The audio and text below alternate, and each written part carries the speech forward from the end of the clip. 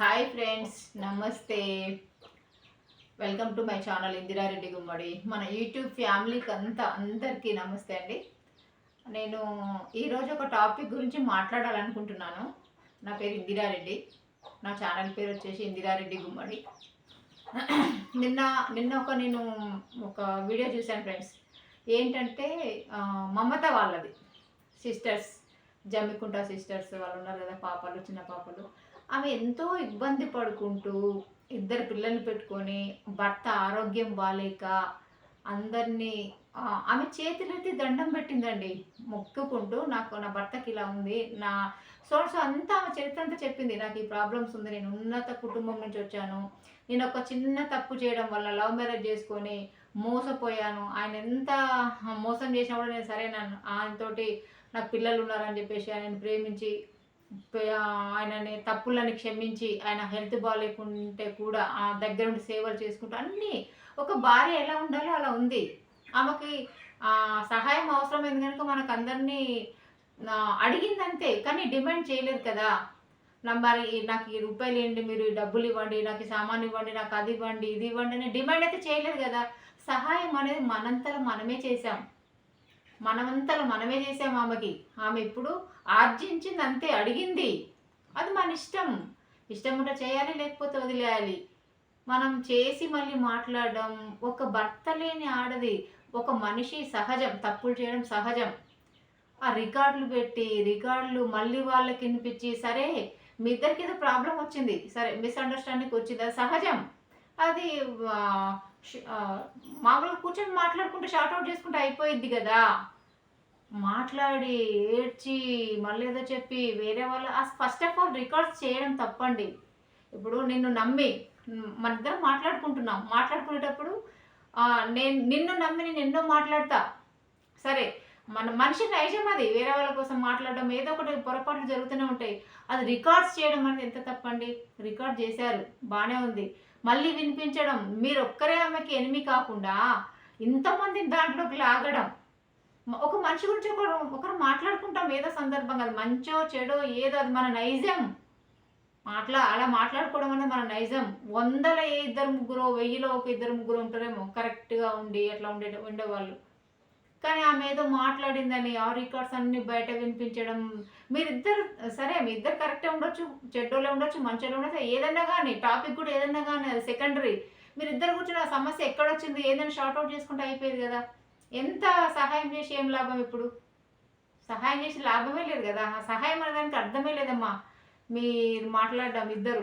తను ఈరోజు ఏ సిచ్యువేషన్కి వచ్చింది చూడండి. తనకు అండగా ఉండడానికి ఒక తమ్ముడు అనే మహేష్ అనే అతను వచ్చాడు, వాళ్ళకి ఎంతో అండగా ఉన్నాడు. సరే పైసలు తిన్నడా తినలేదా అది వాళ్ళిద్దరికి తెలుసు, వాళ్ళు మాట్లాడుకుంటారు. మనం క్వశ్చన్ చేయడం ఏంటి? మనం 10 రూపాయలు ఇచ్చాం, మళ్ళీ అడగడం కరెక్ట్ కాదు కదా. అవి ఏం చేసావు ఏంది అని. మిమ్మల్ని అయితే అప్పుగా తీసుకోలేదు కదా ఎవరి దగ్గర. నేను కూడా చేశాను, అసలు ఆమెకి తెలుసు, నాకే తెలుసు. మళ్ళీ అడగొద్దు కదా. మనం సహాయం చేయడం అనేది కుడి చేయితోటి ఇస్తే ఎడమ చేయికి కూడా తెలియొద్దంట. అది మనకు పరమార్థం, అది మనకు ముక్తి ఫలం. కానీ ఆమెను ఎంతో హింసలు పెట్టి నానా రకాలుగా ఏడ్చుకుంటూ చాలా బాధేస్తుంది ఆ అమ్మాయిలను చూసి. ఆమెగా బ్రతకనిద్దాం, సహాయం చేద్దాం అవసరం అనుకుంటే. అమ్మ మమత, నీకే చెప్తున్నాను నాన్న, నేను నీకు ఇక్కడ వచ్చి హైదరాబాద్ కాదు, మాది నేటివ్ వచ్చేసి చౌటుప్పల్. మా ఇల్లు ఉంది అక్కడ, ఓన్ హౌస్ ఉంది మాకు చౌటుప్పలని రెంట్కి ఇస్తాను. మాకు శరీరంలో ఇంకొక ఫామ్ హౌస్ ఉంది. నీకు చౌటుప్పల నువ్వు బ్రతకగలిగితే, నీ పిల్లలు తీసుకొని వస్తే చౌటుప్ప మస్తు టీచింగ్ చేయొచ్చు, ఏదో చేయొచ్చు. నీకు ఫ్రీగా ఇల్లు ఇస్తానమ్మా. నీ పిల్లలు జాబ్ చేసేంత వరకు నీకు రెంట్ లేకుండా నీకు ఇల్లు ఇస్తాను నేను. నీకు ఇక్కడొచ్చి బ్రతకగలిగే అంత డేర్ ఉంటే. నాకు చాలా డేర్ ఉంది, నేను పిల్లలు పెట్టుకుని ఎదురుతున్నాను, నీకు అది చేస్తున్నాను, నేను ఇట్లా నడిపిస్తున్నాను, ఇవన్నీ చెప్తావు. చెప్పడానికే కాదమ్మా, ధైర్యం ఉండాలి. ఏనుగు పోతుంటే కుక్కలు మస్తు అరుస్తుంటాయి. నువ్వు ఎన్ని కుక్కలను నువ్వు వెంటాడతావు?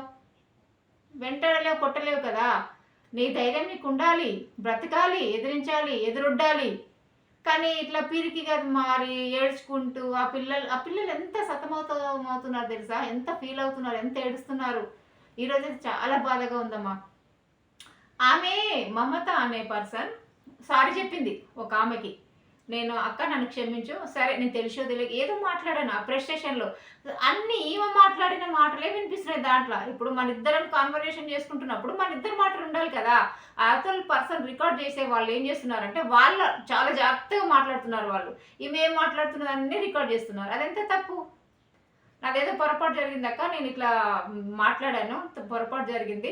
సరే నన్ను క్షమించక్క అంటే, ఆమె ఆల్రెడీ సరే నేను పిల్లల మొఖం చూసి ఊరుకుంటున్నాను. సరే పోనీలే నేను మాటిచ్చిన ప్రకారంగా నేను నడుచుకుంటాను.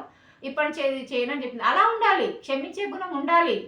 సరే ఈ తర్వాత ఏం మాట్లాడరా, ఏం జరుగుతుందా, ఇద్దరి మధ్యలో మళ్ళీ ఇంకేదైనా మాట్లాడుకోవడం అదంతా సెకండరీ. సోషల్ మీడియాకొచ్చి ఒక ఆడదాని బ్రతుకు ఎంత హీనంగా చేస్తున్నారంటే అమ్మా, తను అందరిలాగా కాదు. పాపం వాళ్ళ ఫ్యామిలీ సపోర్ట్ లేదు. అత్తగారి తరపున అసలే సపోర్ట్ లేదు. ఆమె పని చేసుకుంటూ తినాలి. ఆ ఇద్దరు పిల్లల్ని మంచిగా తీర్చిదిద్దాలి. అలాంటి ఆమెను పట్టుకొని అరే! తప్పులు సహజం నాన్న. తప్పులనేవి సహజం. అది తెలిసో తెలియక ఏదో మాట్లాడింది అయిపోయింది. కానీ అది మళ్ళీ అన్ని మాటలన్నీ రికార్డ్స్ పెట్టి వినిపించి ఆమెకి ఎంత బాధ పెట్టడం అవసరమమ్మా? కాదు కదా నాన్న. అందరం బాగుండాలి. అందరూ బాగుండాలి. అందులో మనం ఉండాలి. చేతనైతే సహాయం చేద్దాం. లేకపోతే వదిలేద్దాం. వాళ్ళ మనన వాళ్ళని వదిలేద్దాం. వాళ్ళ బ్రతుకు వాళ్ళు బ్రతుకుతారు. ఏదో వాళ్ళ చేతనైన పని చేసుకుంటారు. ఏదో రకంగా దేవుడు ఏదో ఒక దారి చూపిస్తాడు. ఇక అంతా మేము లేకుంటే వాళ్ళు లేరనేది కరెక్ట్ కాదు నాన్న. నారు పోసినోడు నీరు పోస్తాడు. తెలంగాణ సామెతలో ఒకటి ఉంటది. నారు పోసిన అతను నీరు పోస్తాడు. ఖచ్చితంగా బ్రతికిస్తాడు అనేది ఉంటది. ఆమెకు దేవుడు ఏదో ఒక మార్గం చూపిస్తాడు. కానీ ఇలా వెంబడి మాట్లాడి హింసకు గురి చేయొద్దు. ఈరోజు వాళ్ళు ఎంత ఏడుస్తున్నారు తెలుసా? రోడ్డున పడి ఏడుస్తున్నారు. అది కరెక్ట్ కాదు కదమ్మా. భర్త లేడు, పేరెంట్స్ లేరు, అటు అత్తమామ లేరు, ఎవ్వరు లేరు సపోర్టు. ఎవరో ఒకరు వస్తే కూడా వాళ్ళని కూడా ఇట్లా చేయడం కరెక్ట్ కాదు కదా. మమత డేరుగుండమ్మా.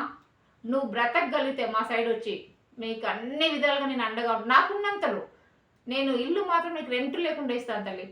నీకు ఇల్లు నీకు రెంట్ లేకుండా ఇల్లు ఇస్తాను నేను. ఎన్నేళ్ళైనా ఉండు అందులో నీ పిల్లలతోటి. నీ పిల్లలకు జాబ్ వచ్చే వరకు నేను ఇస్తాను. నీకు ధైర్యం ఉంటే చూడమ్మా, నాకు కాల్ చేయి. ఆల్రెడీ నా నెంబర్ ఉంది నీ దగ్గర. నువ్వు చౌటుప్పల్ వచ్చి ఉండగలిగితే సిటీకి జస్ట్ 40 కిలోమీటర్సే ఉంటుంది చౌటుప్పల్. అక్కడ కాలేజెస్ ఉన్నాయి, స్కూల్స్ ఉన్నాయి, టీచింగ్ చేయొచ్చు. నీ ఇష్టం నాన్న. హోమ్ ట్యూషన్ చెప్పొచ్చు. నేను నీకు ఇది కూడా ఒకటి చెప్తున్నాను చూడండి. నేను ఫ్రీగా నీకు రెంట్ లేకుండా నీ పిల్లల్లో ఏదో ఒక పెద్ద పాప ఏదో ఒక జాబ్ చేసేదాకా నీకు ఫ్రీగా ఇస్తాను నేను. చూడు నాన్న, ఎప్పుడు బెదిరిపోవద్దమ్మా. బెదిరిపోవద్దు. సమాజానికి భయపడి ఎన్నో దాక్కుంటే ఎక్కడ దాక్కోలేవు నువ్వు. వెతికి గుచ్చి పీకి పడేస్తారు. అట్లా ఎదురీదాలి. ఎదురీదడం నేర్చుకో. అది ఓకేనమ్మా. ఓకే అమ్మా, బాయ్. ప్లీజ్ ఫ్రెండ్స్, ఆమెని ఆమెలాగా బ్రతికేయనియండి. వదిలేద్దాం. ఆమె ఏదో ఒక దారి చూసుకొని బ్రతుకుతుంది. వీలైతే సపోర్ట్ చేద్దాం. చేసేవాళ్ళు చేయండి, వద్దనుకున్న వాళ్ళు మానేయండి. Okay friends, bye.